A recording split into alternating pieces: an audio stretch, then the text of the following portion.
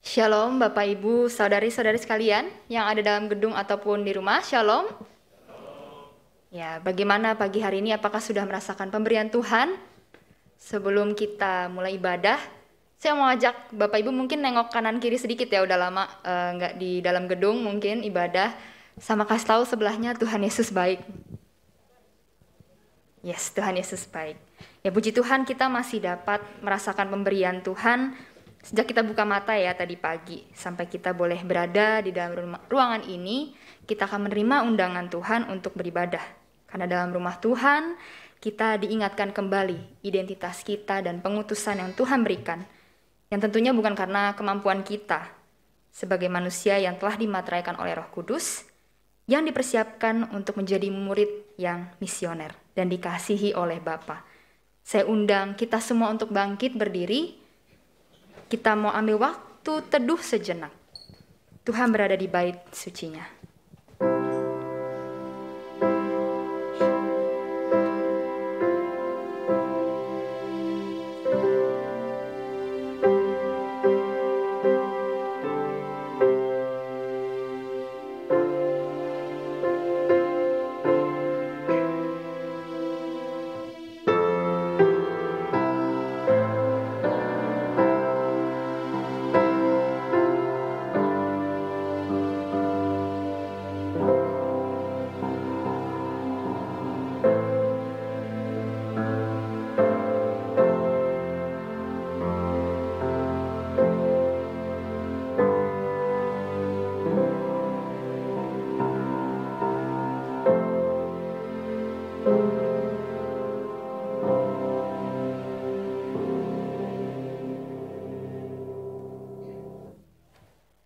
Ayat panggilan ibadah pada pagi hari ini diambil dari Mazmur nomor yang ke-132 ayat yang ke-7 dan nomor 86 ayat yang ke-9 sampai yang ke-10.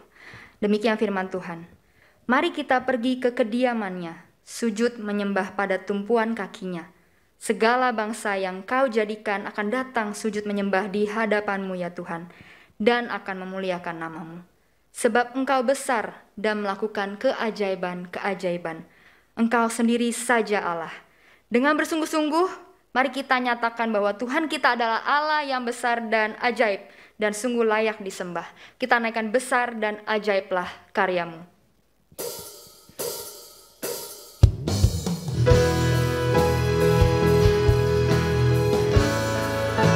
Dengan tidak ragu kita naikkan, kita katakan bahwa Ia sajalah yang layak disembah. Besar dan ajaib karyanya.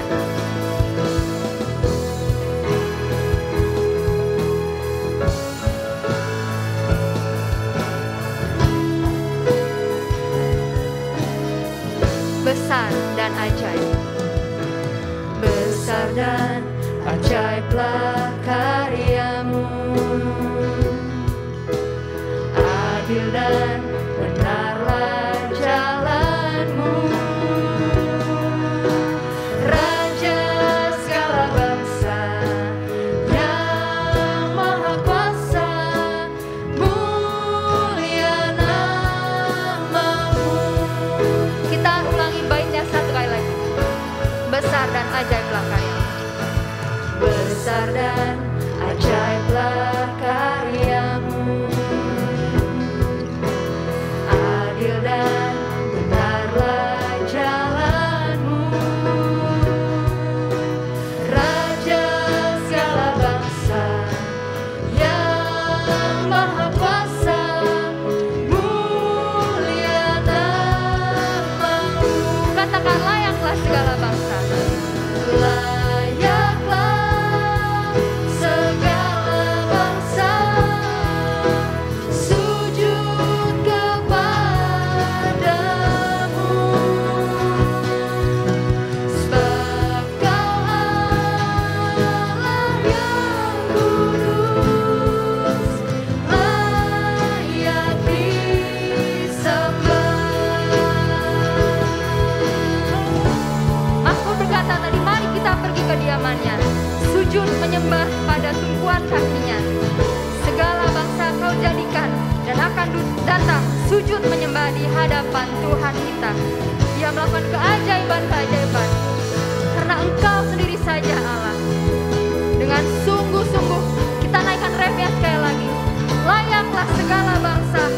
Mari kita sujud menyembah Dia.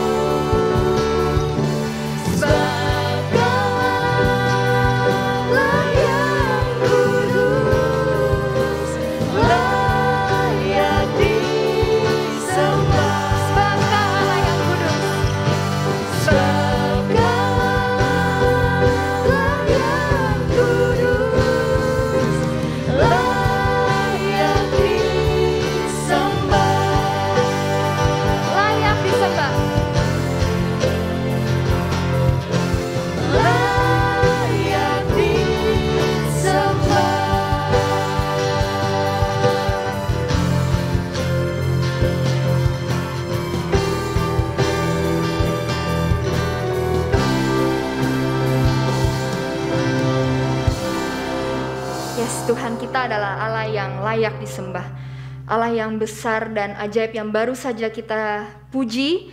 Dia juga Allah yang begitu mengasihi kita, yang memberikan keselamatan dan kesempatan.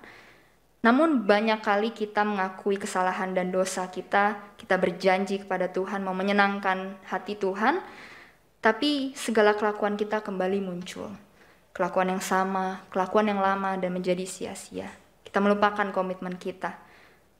Di momen ini Tuhan memberikan kita waktu sekali lagi untuk dengan rendah dan pikiran yang terarah kita mau mengakui dosa kita dan betul-betul berjanji memenuhi janji kita. Dengarkanlah firman Tuhan yang terambil dari Mazmur nomor yang ke-130 ayat yang ketiga sampai keempat. Demikian firman Tuhan. Jika Engkau ya Tuhan mengingat-ingat kesalahan-kesalahan, Tuhan siapakah yang dapat tahan? Tetapi padamu ada pengampunan, supaya Engkau ditakuti orang. Mari kita sambil merendahkan hati kita naikkan pujian Kupandang Salibmu dari KPPK 216. Kita buka hati kita pagi ini untuk mengoreksi hati kita.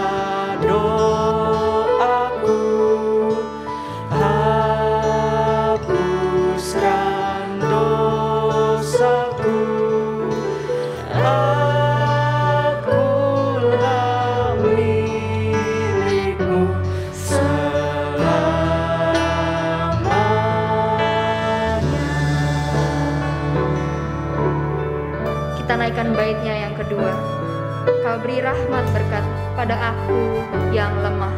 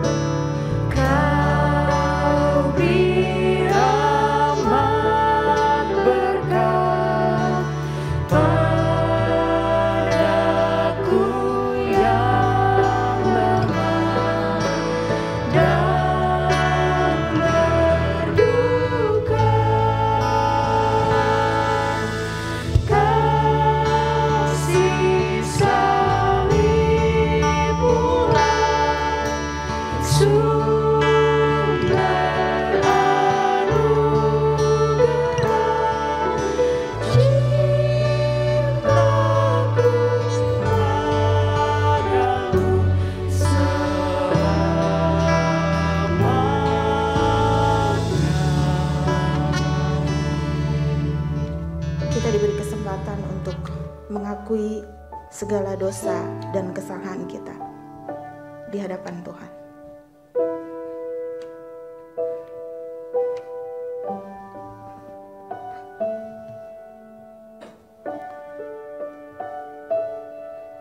Bapa di surga, kami merasa tidak layak berdiri saat ini di hadapan-Mu. Karena kami tahu bahwa Engkau sudah terlebih dulu mengetahui segala dosa dan kesalahan yang telah kami perbuat. Kami tidak taat pada firman-Mu karena kami mengandalkan kekuatan kami. Kami tidak sanggup melakukan firman-Mu karena kami mengandalkan pengalaman kami. Pencobaan yang datang silih berganti membuat kami bahkan meragukan kebaikan-Mu dalam hidup kami. Ampuni atas semua kegagalan kami, Tuhan. Sucikan dan basuhkanlah kami dari segala dosa-dosa kami. Kami perlu Engkau. Kami perlu Engkau memberikan pengampunan bagi kami. Dan mohon Roh Kudus-Mu terus menuntun langkah kami agar kami tidak mudah gagal. Dalam nama Tuhan Yesus yang telah mengampuni kami berdoa. Amin. Silakan duduk jemaat sekalian. Janji pengampunan dosa terambil dari Efesus 1 ayat 7-8. Sebab di dalam Dia dan oleh darahnya kita beroleh penebusan, yaitu pengampunan dosa menurut kekayaan kasih karunia-Nya, yang dilimpahkannya kepada kita dalam segala hikmat dan pengertian.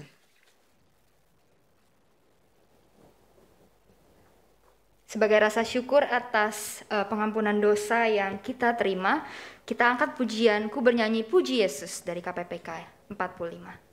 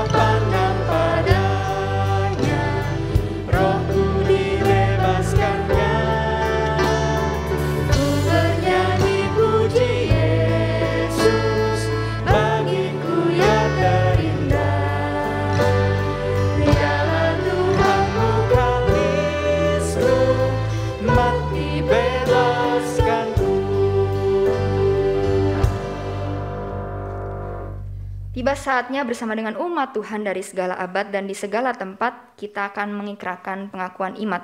Saya undang jemaat untuk bangkit berdiri. Pengakuan iman rasuli. Aku percaya kepada Allah Bapa yang Maha Kuasa, Khalik langit dan bumi, dan kepada Yesus Kristus, Anaknya yang tunggal Tuhan kita, yang dikandung daripada Roh Kudus, lahir dari anak darah Maria, yang menderita sengsara di bawah pemerintahan Pontius Pilatus, disalibkan, mati dan dikuburkan, turun ke dalam kerajaan maut, pada hari yang ketiga bangkit pula dari antara orang mati, naik ke surga, duduk di sebelah kanan Allah, Bapa yang Maha Kuasa, dan dari sana Ia akan datang untuk menghakimi orang yang hidup dan yang mati. Aku percaya kepada Roh Kudus, gereja yang kudus dan am, persekutuan orang kudus, pengampunan dosa, kebangkitan tubuh, dan hidup yang kekal. Amin. Saya persilakan duduk kembali. Di momen ini kita ingin mempersiapkan dengan sungguh hati kita sebelum kita mendengarkan firman Tuhan, yaitu menjadi murid Tuhan yang misioner. Kita minta pada Allah kita yang baik untuk memampukan kita menjadi murid-Nya yang berkenan di hadapan-Nya. Saya mau ajak kita semua untuk sama-sama kita naikkan pujian. Ya Bapa, jadikan aku indah. Mari kita naikkan pujian ini.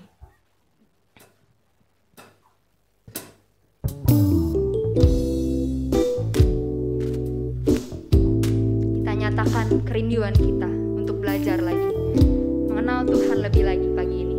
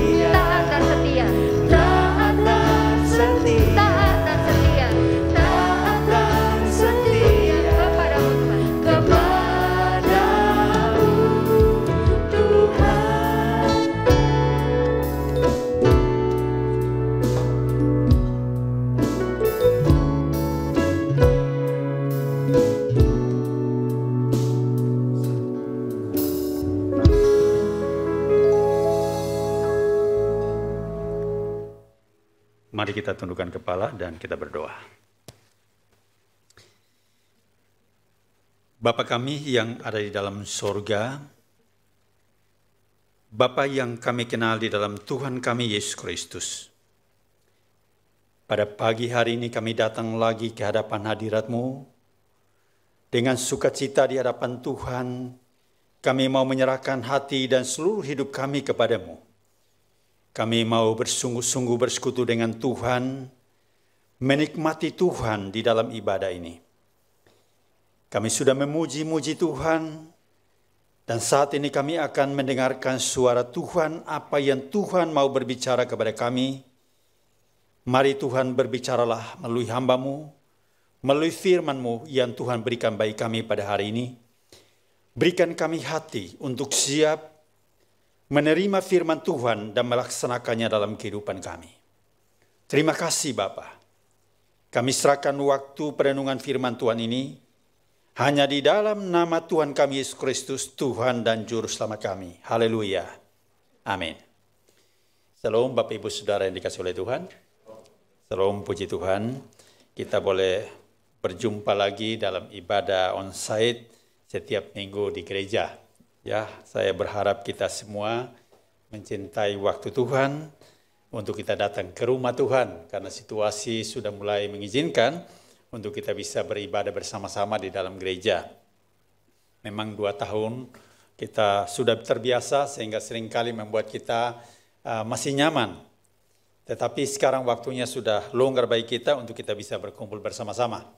Berapa waktu yang lalu saya datang ke gereja karena lama tidak masuk gereja, ke gedung gereja, sampai saya salah ke lantai 10. Ya, tapi saya bersyukur kita tetap di lantai 8 sampai hari ini. Bagi jemaat yang masih di rumah lama tidak datang, jangan lupa gereja kita masih di lantai 8. Ya, hari ini kita akan membahas satu tema yang telah ditentukan oleh gereja kita, yaitu murid Tuhan yang misioner. Murid Tuhan yang misioner. Dan setelah kita membaca firman Tuhan dan kita mendengarkan perenungan firman Tuhan, mari kita coba melihat apakah saya sebagai seorang murid yang misioner, apakah saya seorang murid Kristus. Kita harus belajar bersama-sama, karena namanya murid itu berarti proses belajar, jadi kita harus belajar. Kisah Rasul pasal yang kedua ayat 14 sampai 25, sesuai dengan ayat yang telah ditentukan oleh gereja kita dan juga temanya. Dan ayat 36 sampai ayat yang ke-48. Ya, tidak ada di layar, tidak ada di depan, tapi bisa dibuka juga boleh, tapi saudara-saudara bisa membaca di Alkitab masing-masing juga boleh. Murid Tuhan yang misioner, kisah 2 ayat 14 sampai ayat 25, dilanjut ayat 36 sampai 40. Sebenarnya ini satu bagian ayat 14 sampai 40, tapi kita terlalu panjang, kita baca berapa ayat saja. Ayat 14 berbunyi demikian, khotbah Petrus. Maka bangkitlah Petrus berdiri dengan ke-11 rasul itu, dan dengan suara nyaring ia berkata kepada mereka, hai kamu orang Yahudi dan kamu semua yang tinggal di Yerusalem, ketahuilah dan camkanlah perkataan ini. Orang-orang ini tidak mabuk seperti yang kamu sangka karena hari baru pukul 9. Tetapi itulah yang difirmankan Allah dengan perantaraan Nabi Yoel akan terjadi pada hari-hari terakhir. Demikianlah firman Allah, bahwa aku akan mencurahkan rohku ke atas semua manusia, maka anak-anakmu laki-laki dan perempuan akan bernubuat, dan teruna-terunamu akan mendapat penglihatan, dan orang-orangmu yang tua akan mendapat mimpi.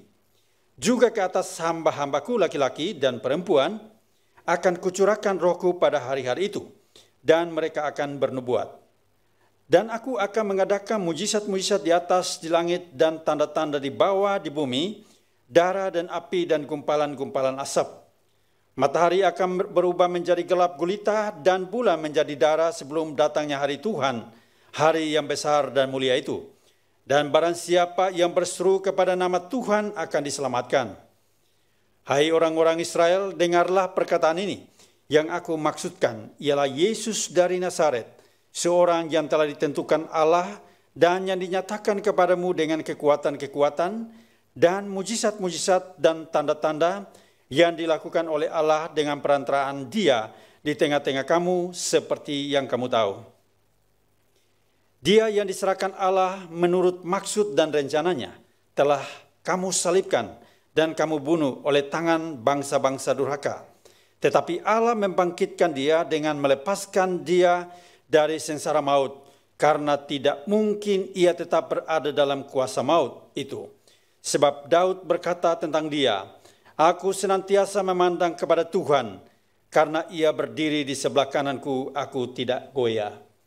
Kita teruskan dengan ayatnya yang ke-36. Lanjut dengan ayat 36.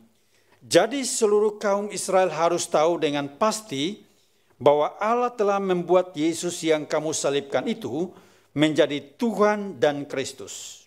Ini merupakan kesimpulan daripada khotbah Petrus di dalam ayat 14 sampai 40 ini.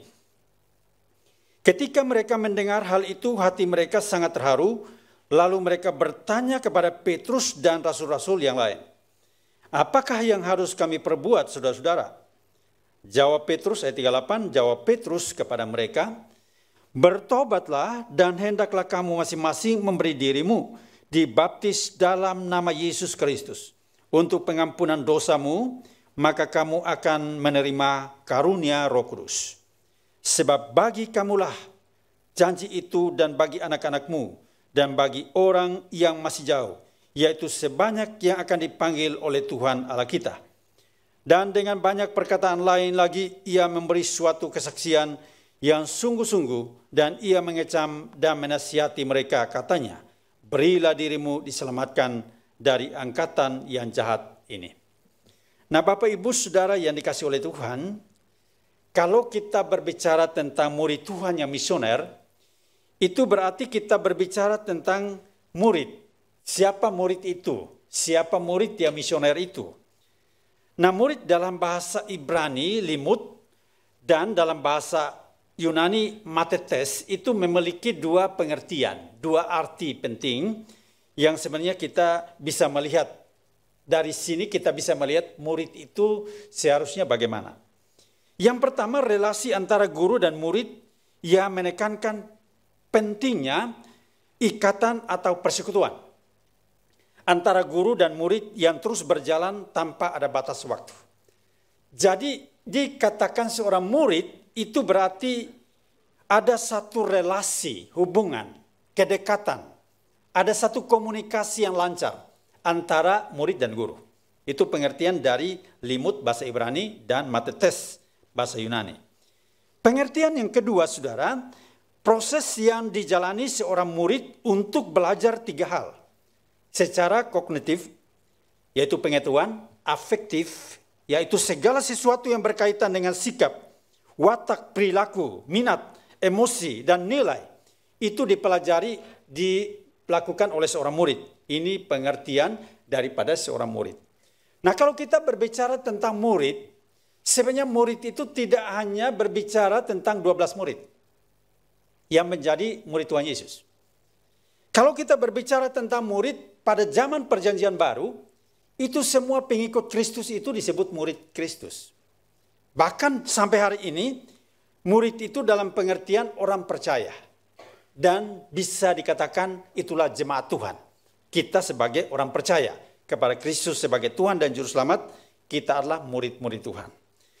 Nah, untuk menjadi murid berdasarkan pilihan dari gurunya. Jadi seorang menjadi murid karena dipilih. Roma 8 ayat 29 berkata, "Sebab semua orang yang dipilihnya dari semula, mereka juga ditentukannya dari semula untuk menjadi serupa dengan gambaran anaknya, supaya ia, anaknya itu, menjadi yang sulung di antara banyak saudara."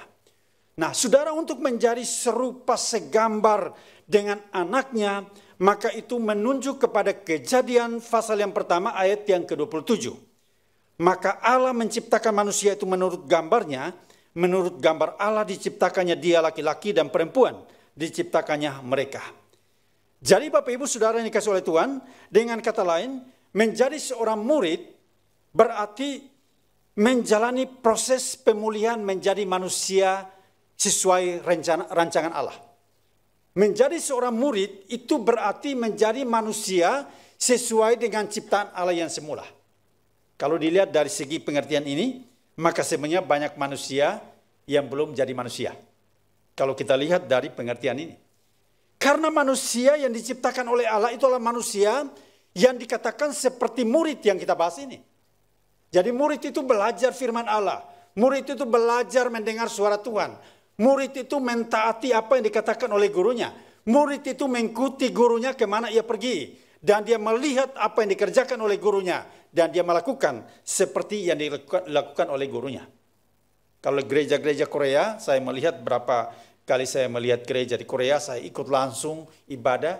semua gereja Korea itu depan tuh ada papan tulis. Jadi pendeta hamba Tuhan sambil menjelaskan firman Tuhan itu mencatat, dan seluruh jemaat itu punya buku catatan untuk mencatat. Jadi seperti sekolah, guru dan murid. Nah itu sebenarnya gambarannya kira-kira seperti itu. Nah saudara Bapak Ibu yang dikasih oleh Tuhan, firman Tuhan ini sebenarnya bicara dua hal. Ini sebenarnya respon Petrus dalam khotbahnya itu kepada banyak orang yang sedang bingung. Karena bagian firman Tuhan ini masih satu kesatuan dengan minggu yang lalu di mana keturunan Roh Kudus, ayat 1 sampai 13. Ini satu kesatuan. Sesudah Roh Kudus turun, seluruh orang yang ada di situ, yaitu murid Tuhan, mengalami kuasa Roh Kudus, yaitu Pentakosta itu, maka orang-orang lain dari segala bangsa yang ada di situ pada waktu itu, dan juga orang-orang Yahudi pada waktu itu, mereka bingung. Ayat 12-13 itu mengatakan, kalau kita melihat minggu lalu firman Tuhan, itu mereka bertanya-tanya. Mereka tercengang-cengang, mereka termangu-mangu, dan itu mereka bingung. Apa yang terjadi? Bahkan ada yang dikatakan firman Tuhan ayat 13, ayat 12-13, bahwa ada sebagian orang menyindir mereka sedang mabuk anggur manis. Maka inilah khotbah Petrus menjawab sindiran orang, menjawab orang yang tercengang-cengang, menjawab mereka yang termangu-mangu, tidak mengerti apa yang terjadi. Dua hal disampaikan dalam khotbah Petrus menjadi pokok utama. Pertama saudara, yang pertama yang ditekankan oleh Petrus dalam khotbahnya, murid Tuhan yang misioner adalah murid yang dipenuhi dengan kuasa keberanian ilahi untuk misi ilahi. Ini poin utama yang dikhotbahkan oleh Petrus, ayat 14-21.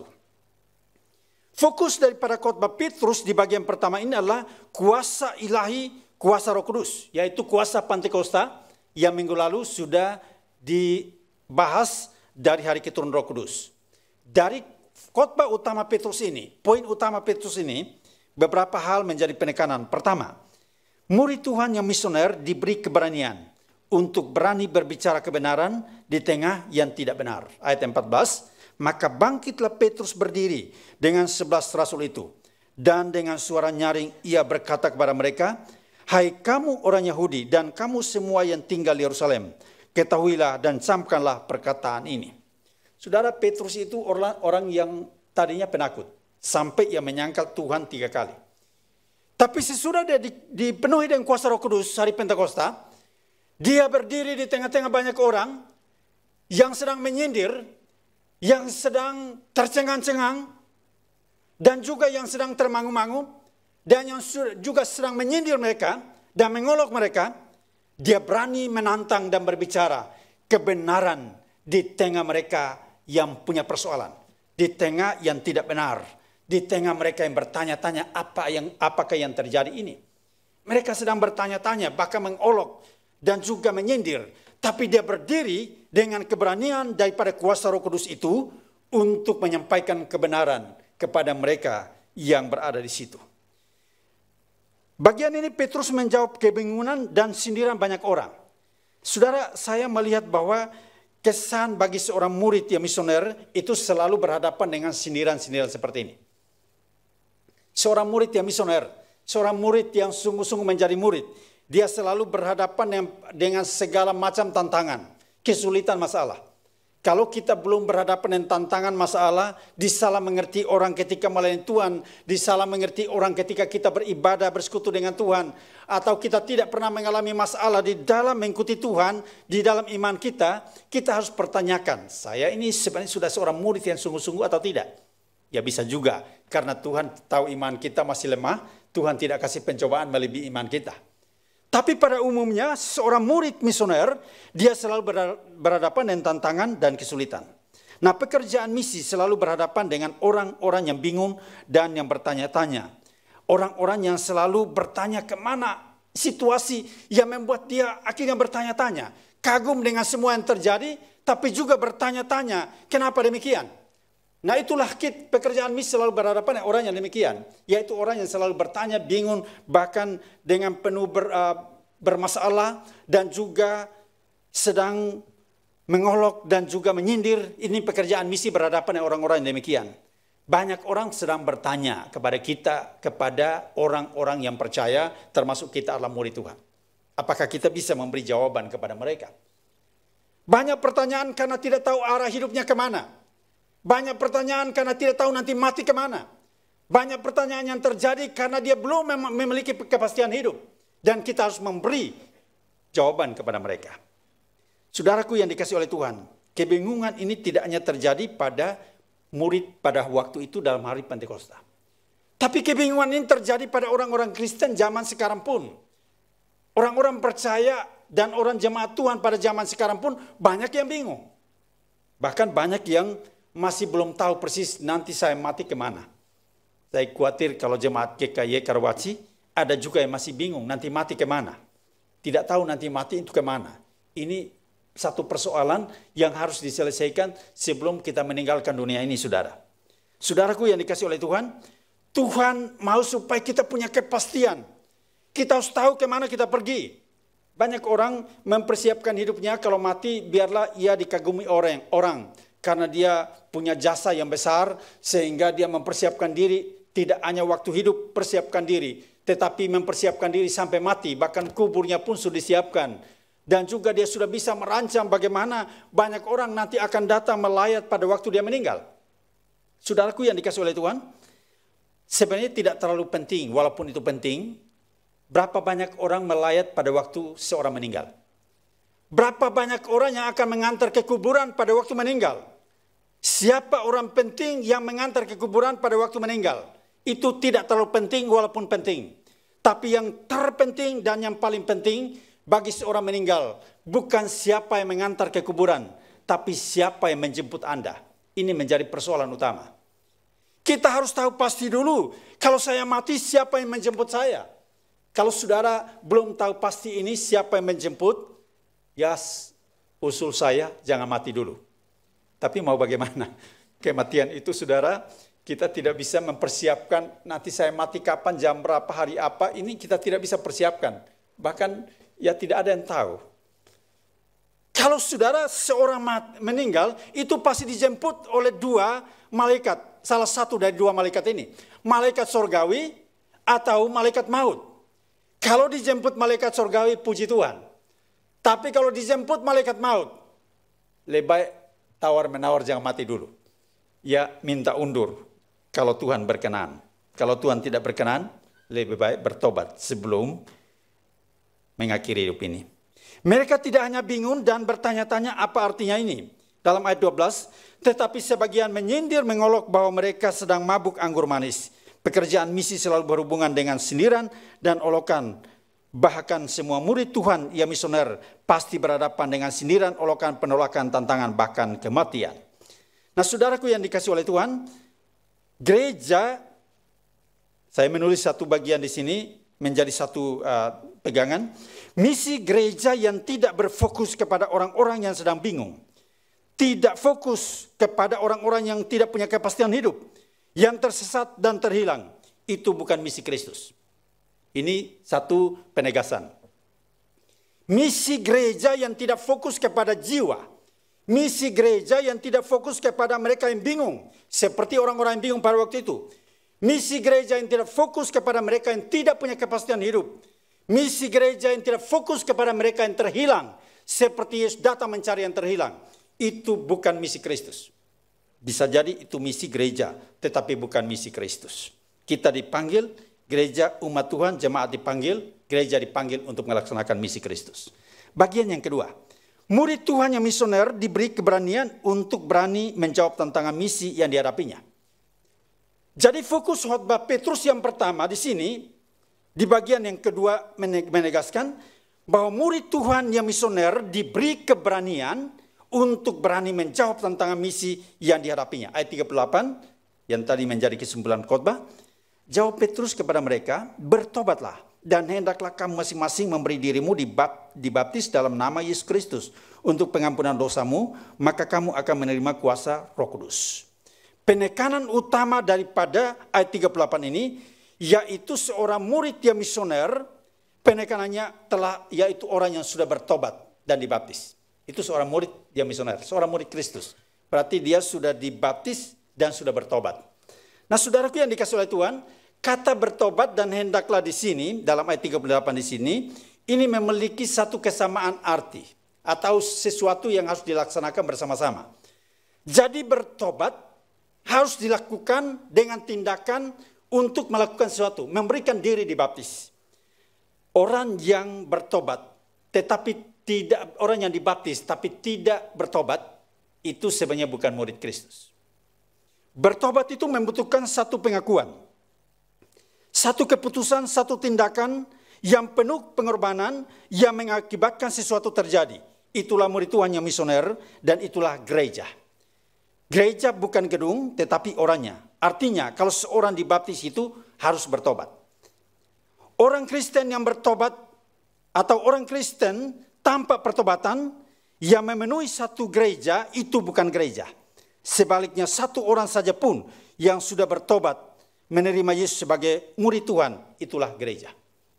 Saudara, kita lihat banyak orang seringkali memenuhi gereja, seringkali menjadi pertanyaan, apakah sudah jadi murid Tuhan? Seorang yang belum bertobat walaupun sudah dibaptis, tetapi belum bertobat, belum terima Yesus dalam hatinya, dia sebenarnya bukan murid Tuhan.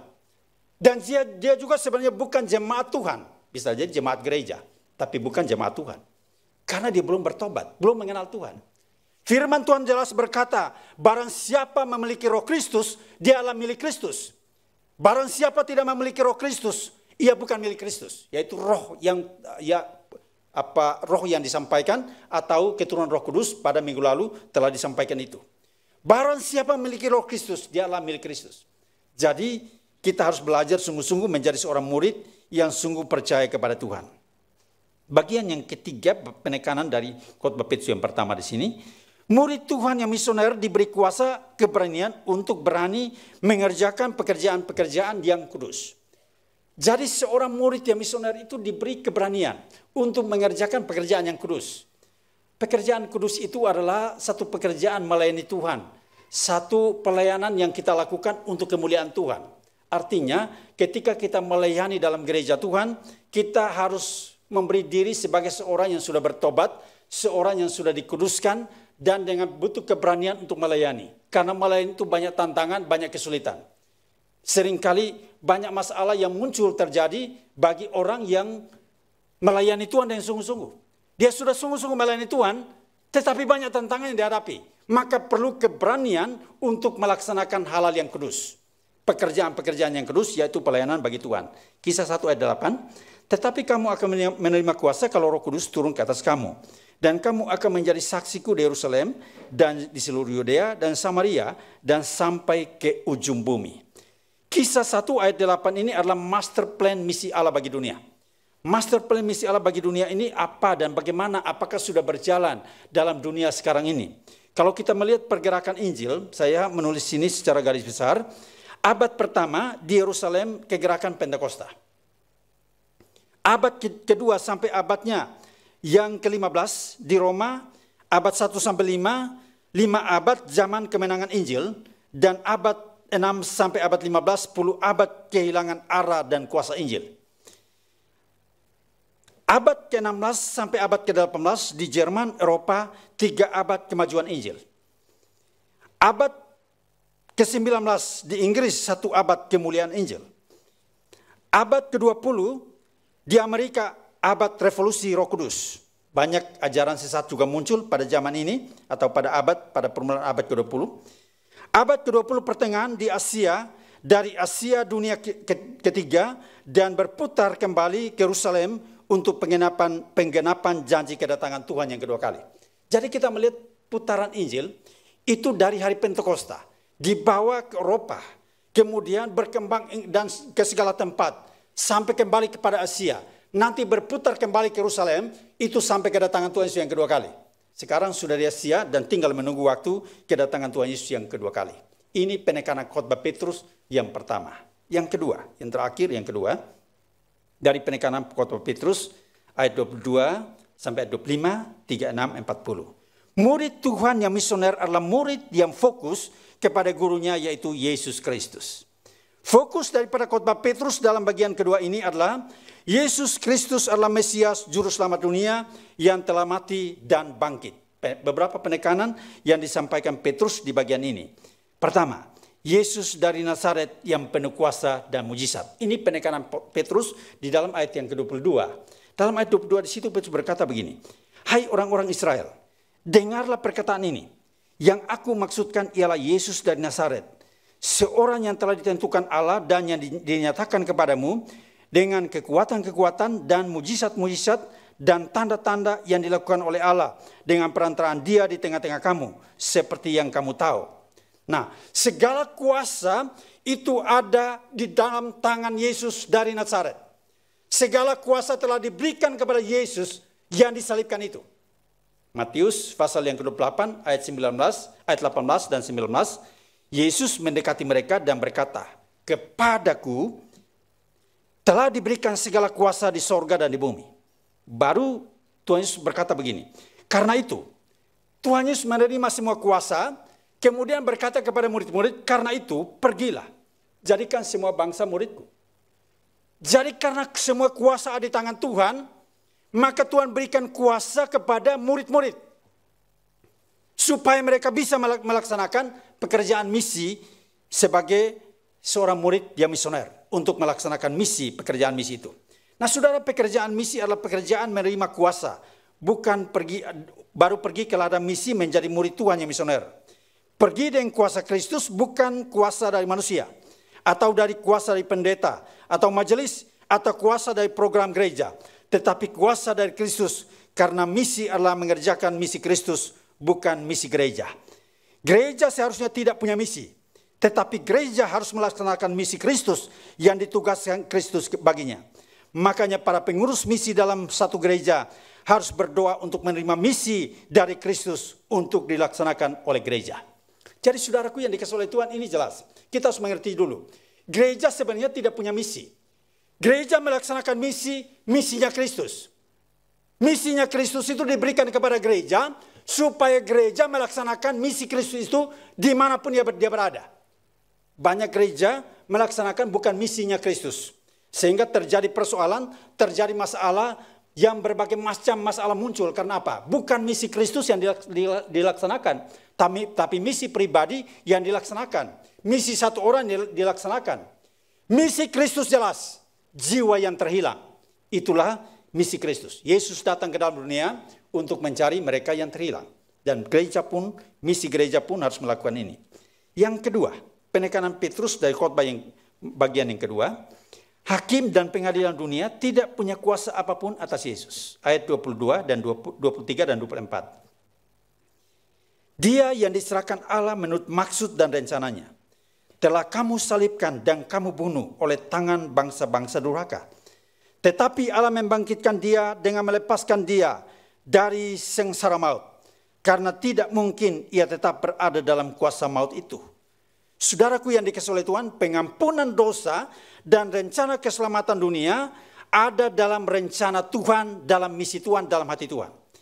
Iblis dan manusia berusaha menggagalkan rencana Allah yang begitu besar, yaitu misi Allah yang besar bagi dunia ini. Tetapi Allah membangkitkan Yesus, menyatakan bahwa manusia, hakim dunia tidak punya kuasa apapun untuk menghambat, menghalangi misi Allah dalam dunia ini.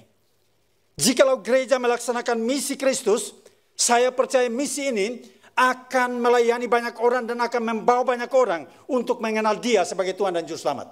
Karena Tuhan perintahkan, kita harus pergi dengan kuasa Kristus, bukan dengan kuasa manusia. Kita pergi dengan kekuatan daripada Roh Kudus, bukan kekuatan kita. Kita pergi dengan kemampuan daripada Roh Kudus, bukan kemampuan kita. Jadi kita harus menerima ini. Pekerjaan misi harus menerima ini. Baru kita bisa melaksanakan. Saya telah banyak mengalami ini karena saya berhadapan dengan pekerjaan misi 20-an tahun. Saya bekerja melayani misi dan melakukan ini terus menerus. Dan saya merasakan itu seringkali terjadi berhadapan dengan tantangan pekerjaan, khususnya kuasa-kuasa kegelapan. Sehingga pekerjaan misi adalah pekerjaan kuasa. Kita menerima kuasa, baru kita bisa pergi untuk menjadi berkat, melayani banyak orang percaya kepada Tuhan. Bagian yang ketiga atau hal yang ketiga dari penekanan khotbah Petrus yang kedua. Yesus adalah raja di atas segala raja yang dihubungkan dengan kerajaan Daud. Ayat 25 sampai ayat 35, tapi kita coba melihat ayat 25. Sebab Daud berkata tentang dia, Aku senantiasa memandang kepada Tuhan karena ia berdiri di sebelah kananku. Aku tidak goyah. Yesus Kristus dihubungkan dengan keturunan Daud. Dari ayat-ayat ini saudara, ayat 25, ayat 26, ya ayat 23, ya ayat 25 sampai 35, itu dihubungkan dengan kerajaan Daud. Apa maksudnya Yesus dihubungkan dengan kerajaan Daud di sini? Pertama, untuk mengenal seorang harus tahu asal-usulnya dari mana. Jadi Petrus mengangkat ini, kenapa dia mengangkat ini? Karena orang Yahudi sangat menantikan seorang raja, seorang Mesias datang dari keturunan Daud. Dan Petrus mau menegaskan bahwa Yesus yang kamu salibkan itu, yang kamu bunuh itu, itulah dia. Yang kamu harapkan, itulah dia. Yang kamu nantikan dari abad ke abad, dari tahun ke tahun. Yang kamu nantikan, itulah dia. Yang sudah datang dan kamu tidak kenal dia, kamu menolak dia, dan kamu membunuh dia, kamu salibkan dia. Inilah yang membuat menggugah hati para pendengar. Inilah yang membuat mereka menyesal.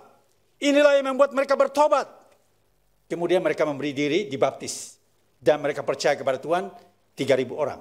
Satu hari, 3.000 orang bertobat dan dibaptis menjadi murid Tuhan. Luar biasa saudara. Penekanan khotbah Petrus. Dari pengertian yang kedua, kenapa Yesus dihubungkan dengan kerajaan Daud? Yesus Kristus berhak menduduki kerajaan Daud. Kerajaan Daud adalah kerajaan kekal, kerajaan segala abad, kerajaan yang tidak tergoncangkan.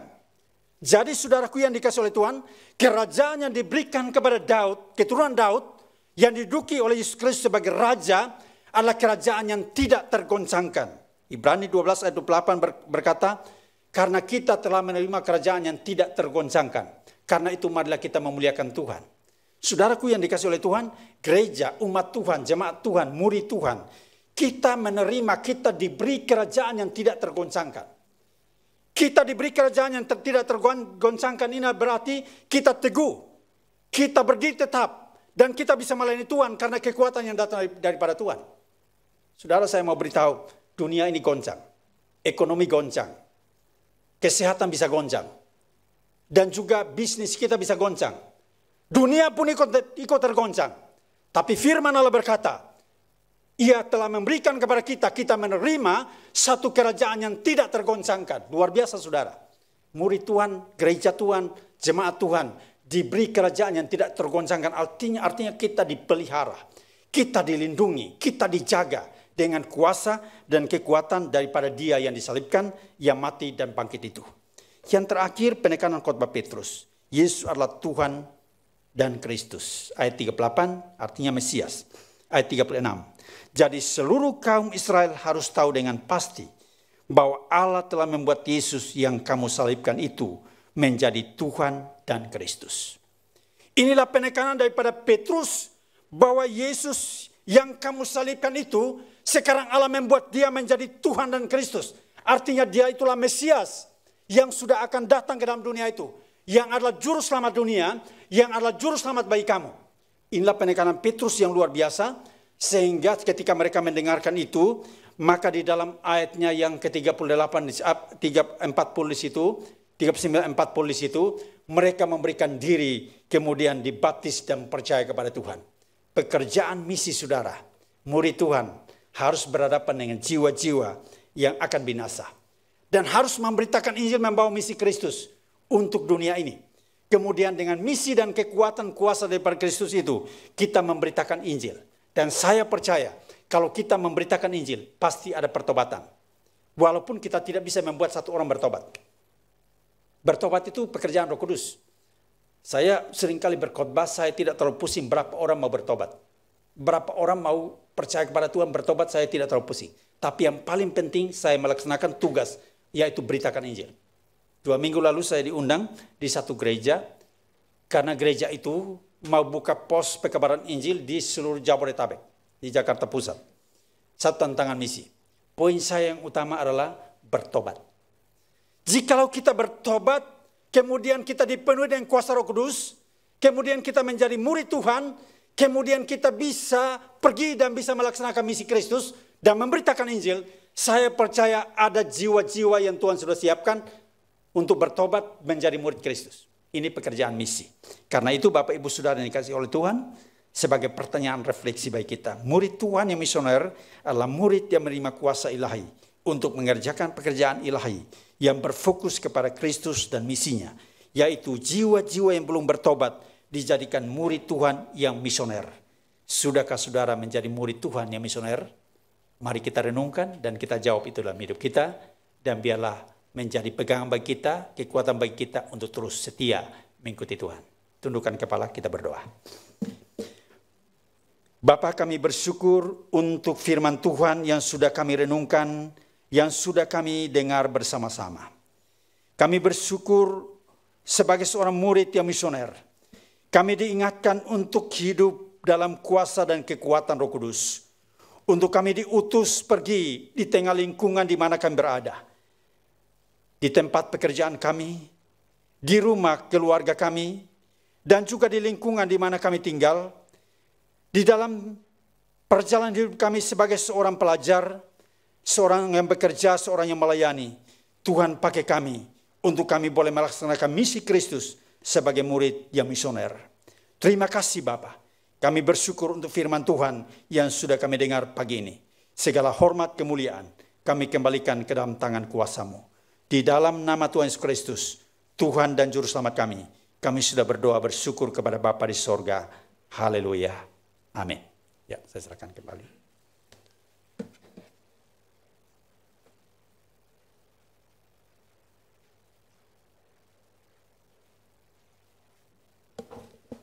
Ya, puji syukur untuk firman Tuhan yang telah disampaikan oleh Pendeta Paulus Bolu, meneguhkan hati kita sekali lagi untuk berani menyatakan kebenaran, menjadi murid Kristus. Pada saat ini kita akan segera memberikan persembahan kepada Tuhan kita. Persembahan minggu ini dapat dilakukan dengan cara scan QR Code yang ada di depan Bapak Ibu yang di dalam gedung atau di rumah, ada di layar Bapak Ibu ya. Atau langsung transfer ke rekening BCA Gereja 00130052422 atas nama Gereja Kristus Yesus. Sambil kita memberikan persembahan kita mau menaikkan sebuah pujian tak terbatas. Karena memang begitu tak terbatas kasih Tuhan kepada kita, Ia menitipkan banyak hal bagi kita di dunia ini.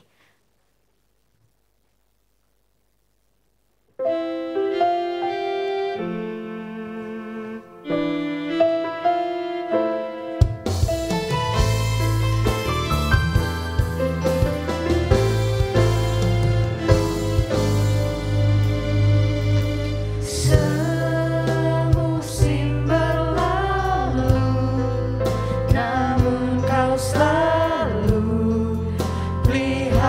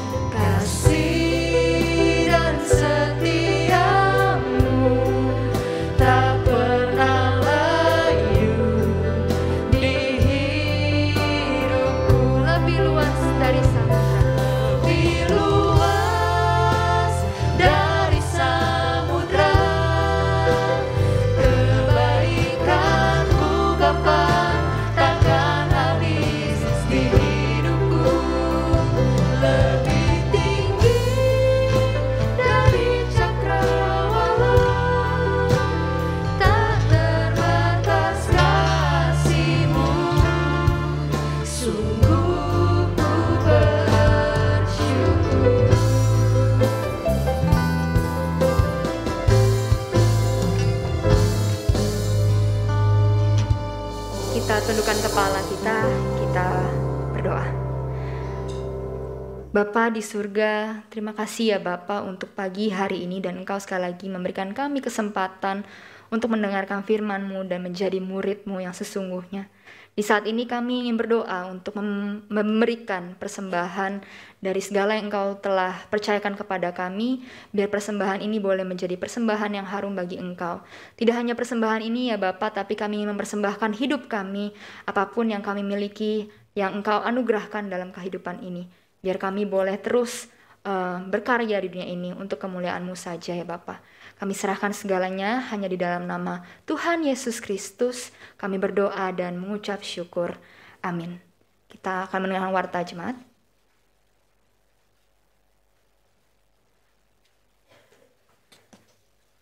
Saudara, kita bersyukur untuk hari ini kita dapat berkumpul beribadah bersama-sama. Kasih setia Tuhan yang besar di dalam kehidupan setiap kita. Dan saya percaya bahwa anugerah Tuhan juga akan melimpah-limpah dalam kehidupan kita. Ketika hidup kita serahkan, kita fokus kepadanya. Firman Tuhan hari ini kiranya boleh mendorong kita untuk mengingat orang-orang ada di sekitar kita dan bagaimana membawa mereka kepada Kristus. Saya mewakili majelis mengucapkan terima kasih kepada Pendeta Bolsbolu yang sudah menyampaikan firman Tuhan. Saudara, saya mungkin melihat ada yang sudah datang kembali untuk beribadah, tapi mungkin saya mau menyambut saudara yang pertama kali datang beribadah bersama di pagi hari ini. Kalau tidak keberatan, saudara boleh lambaikan tangannya. Coba lihat kiri kanan, ada? Ada yang puji Tuhan. Selamat datang, ada lagi? Ada lagi? Selamat datang untuk satu Bapak ya dengan keluarganya untuk beribadah bersama. Kalau belum punya tempat ibadah, setiap minggu di sini ibadah onsite jam 7.30, jam 10, dan sore hari sementara masih online tapi mungkin akan segera dibuka.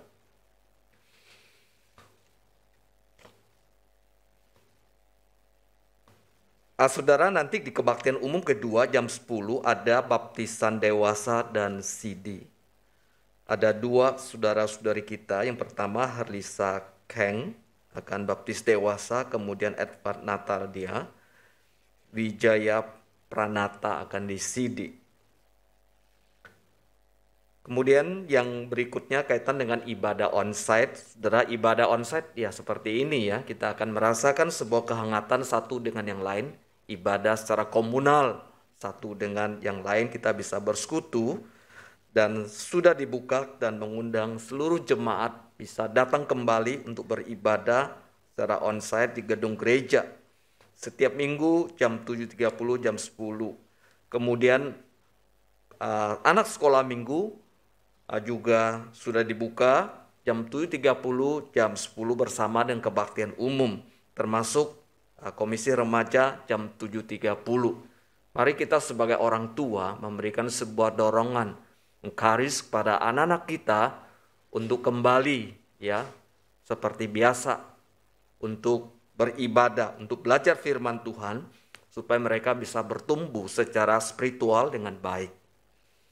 Rabu 15 Juni, saudara, kita ada kebaktian doa. Ini sementara kita masih pakai Zoom dan YouTube live streaming jam 7.30 malam hari.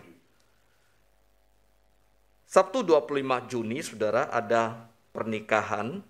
Akan melangsungkan peneguhan dan pemberkatan pernikahan di Bali. Saudara Enrico Jonathan dan saudari Chen Vivian Singh.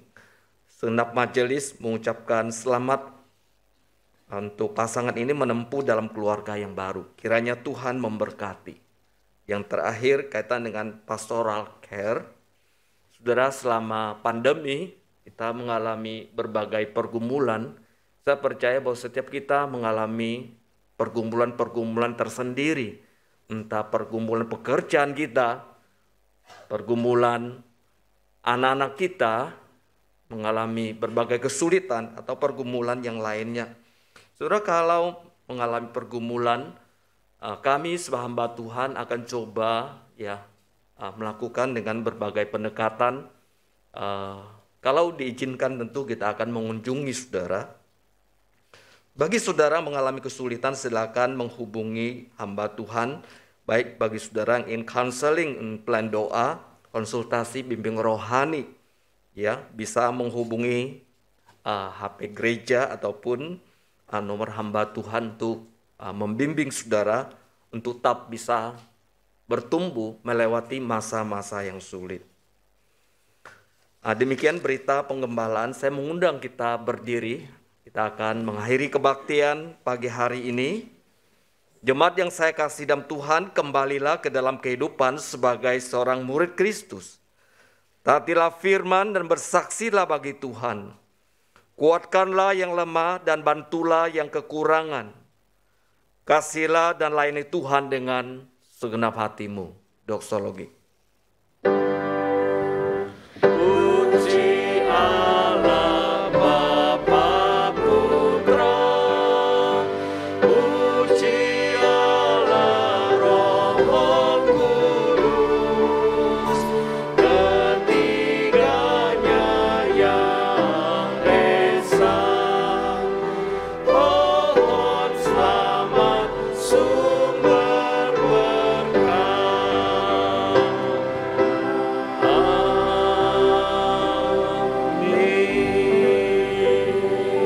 Yang saya kasih dalam Tuhan, ketahuilah bahwa Tuhan kita adalah sumber segala berkat yang akan memberkati dalam kehidupan saudara, dalam keluarga, dalam usaha, dalam studi, dalam segala yang lakukan.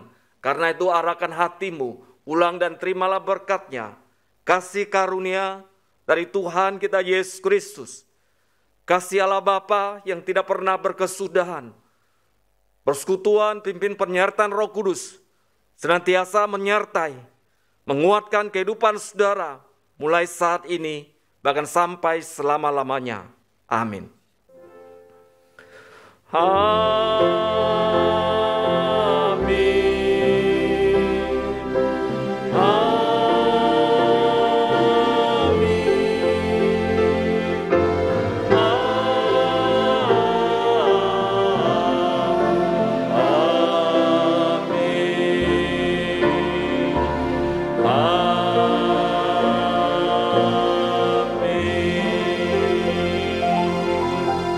Silakan duduk saat teduh kebaktian sampai di sini.